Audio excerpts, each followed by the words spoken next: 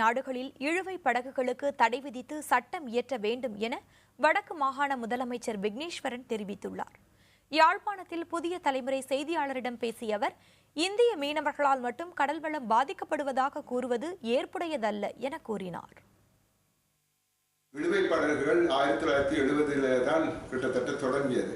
அதன் பின்னர் தான் இந்த பிரச்சனை தொடங்கியிருக்கு. 100-150 பேர் எத்தனையோ வருஷங்களாக காலமாக ரெண்டு பக்கத்து மீனவர்களும் தங்களுடைய வேலைகளை சரியாக செய்து கொண்டு போயிருக்கின்றார்கள். கடல் வளம் நன்றாக வளர்ந்து செழிப்பாக இருந்தது. இப்பொழுது இந்த இழுவை படகுகள் எங்களுடைய கடல் வளங்களை சூறையாடுகின்றன, மக்களுடைய வாழ்வாதாரத்தை பாதிக்கும் விதத்தில் அவர்கள் நடந்து கொள்கின்றார்கள்.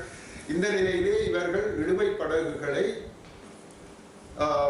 வங்காள விரிகுடாவுக்கு அல்லது அரேபியன் சமுத்திரத்துக்கு அல்லது கடலுக்கு திசை மாற்ற வேண்டும் என்பதுதான் என்னுடைய கோரிக்கை. இதை இரண்டு அரசாங்கங்களும் பரிசீலித்தால் இதனால் நன்மை பிறக்கும் என்பது என்னுடைய கருத்து.